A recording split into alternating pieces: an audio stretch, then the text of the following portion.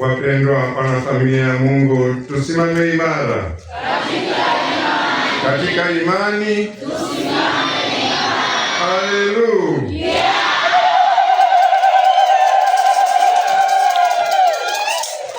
Tumejumuika siku hii ya leo katika Jumapili hii ambayo kwa hakika bado tuko katika maadhimisho ya siku ya Noeli, kuzaliwa kwake Bwana wetu Yesu Kristo, neno wa Mungu kuutoa binadamu ili atukomboe. Ni upendo wa Mungu kwetu sisi wa dhambi hivi kwamba alimtoa mwanaye wa pekee ili atukomboe. Injili ya Mtakatifu Yohane sura ya 3 mstari wa 16. Jinsi Mungu alivyoupenda ulimwengu hata akamtoa mwanaye wa pekee ili atukomboe. Kwa hiyo tunashangilia kuzaliwa kwake Bwana wetu Yesu Kristo, ambao ni kazi ya Roho Mtakatifu. Mama Bikira Maria alimzaa Bwana wetu Yesu Kristo kwa uwezo wa Roho Mtakatifu.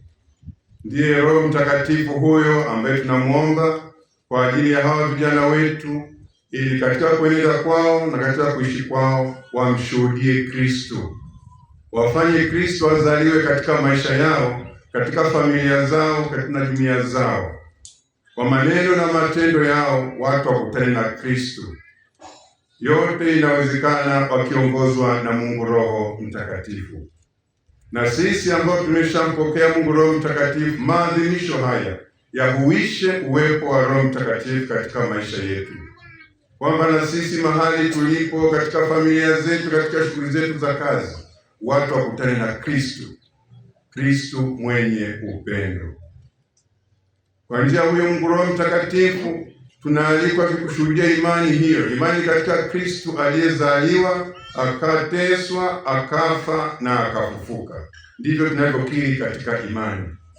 Ndio msingi wa imani yetu. Yesu alizaliwa kwa uwezo wa Roho Mtakatifu, akateswa, akafa na akafufuka. Wajibu wetu sisi ni kumshuhudia Kristo, kumtangaza Kristo, kuwafanya watu wakutane na Kristo kwa maneno na matendo yetu. Ndivyo ilivyokuwa kwa mitume siku ya Pentekoste. Tumesikia katika somo la kwanza, Mtume Petro kwa ujasiri mkubwa anashuhudia matendo makuu ya Mungu. Matendo makuu ya Mungu ni yapi? Ni kule kuzaliwa kwake, kufa kwake na kufufuka kwake. Na kwa kuzaliwa kwake, kuteswa na kufufuka ni mwito na mwaliko tumuongokee Mwenyezi Mungu. Tuache dhambi, tumuongokee Mwenyezi Mungu. Haikuwa hivyo kabla ya Pentekoste. Kabla ya Pentekoste tunaona mitume wamejifungia ndani. Tumesikia katika somo la Injili shauri ya woga na hofu ya Wayahudi. Waliogopa mateso, kwamba yale ambayo yalimkuta Bwana wetu Yesu Kristo yanaweza yakakuta na wao. Wamejifungia ndani kwa hofu ya Wayahudi. Lakini mambo yalibadilika baada ya kumpokea Mungu Roho Mtakatifu. Wanaanza kushuhudia matendo makuu, na anayeshuhudia kwanza ni Petro, ambaye alimkana Yesu mara ngapi? Mara 3. Lakini amepata ujasiri wapi huu wa kuweza kumshuhudia Kristo na kumtangaza Kristo? Ni kwa sababu ya uwepo wa Mungu Roho Mtakatifu.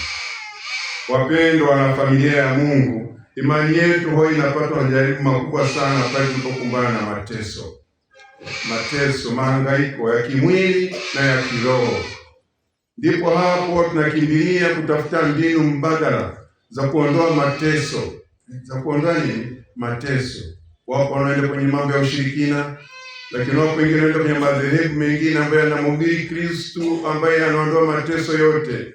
Kristo ambaye anatajirisha tu.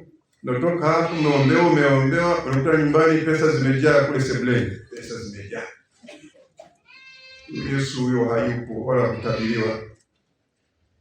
Hayupo wala kutabiriwa.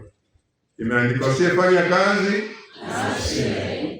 Kumbe lazima tuhangaike tufanye kazi, hata kumwomba Mwenyezi Mungu atusaidie kutuimarisha katika mahangaiko yetu, tufanikiwe zaidi. Na kama ni mateso tunayapata, tuombe neema ya kuyapokea. Manake ni Kristo anatushirikisha msalaba wake. Sasa imeandikwa, Mtu yoyote akitaka kunifuata ajikane mwenyewe, auchukue msalaba wake anifuate. Msalaba wetu nini? Ni mahangaiko, ni mateso ya kimwili na ya kiroho. Sasa tufanye nini? Tumwombe Mungu endelee kuteswa au katika mateso tufanye nini? Tukumbuke Yesu kule Getsemani alipokuwa anakabiliwa na mateso, akaanza kutoka jasho kama la damu, shauri ya hofu, lakini alimwomba Mungu, naomba kama ikiwezekana uniondolee hiki kikombe. Yesu hakuwa tayari kukabiliana na mateso, lakini alimalizia maneno akisema kwamba si kama nitakavyo mimi, bali kama utakavyo wewe. Haleluya! Yeah. Kumbe kama ni mapenzi ya Mwenyezi Mungu kwamba tushiriki msalaba wa Bwana wetu Yesu Kristo, tunasali atuimarishe katika mateso. Mungu Roho Mtakatifu pekee ndiye anayetuwezesha kudumu katika imani hata katika mateso. Mifano ya mashahidi wa Uganda tushausikia mara nyingi. Wenzetu walifungwa kwenye vitita vya kuni, wakachomwa moto. Wakati wanaungua walikuwa wanaimba nyimbo za kanisani. Sasa ndipo najaribu kujiuliza maswali mengi. Wakina mama kule jikoni ukikanega kaa la moto, utaimba wimbo wa Bikira Maria? Hawa walikuwa wanaungua. Anakufa mmoja baada ya kuimba nyimbo za kanisani. Kazi ya Roho Mtakatifu. Haleluya! Yeah. Tunamhitaji Mungu Roho Mtakatifu hasa katika nyakati zetu hizi, kuwa imara, kuimarika katika imani. Na nyakati zetu hizi chuki, fitina, mafarakano, magomvi, mauaji, hata katika familia vimetamalaki. Kwa sababu ni Roho Mtakatifu hayupo. Tunaongozwa na mambo ya kidunia. Hapana ndugu zangu, siku ya leo tunaposali kumwomba Mungu Roho Mtakatifu, tuchukue wajibu huo, kwamba mahali popote nitakapokuwepo mimi niwe chimbuko la amani, chimbuko la upendo, furaha, utu wema, fadhili, uaminifu, lakini zaidi sana upendo. Waraka wa kwanza Mtume Paulo kwa Korinto sura ya 13 mstari wa 13.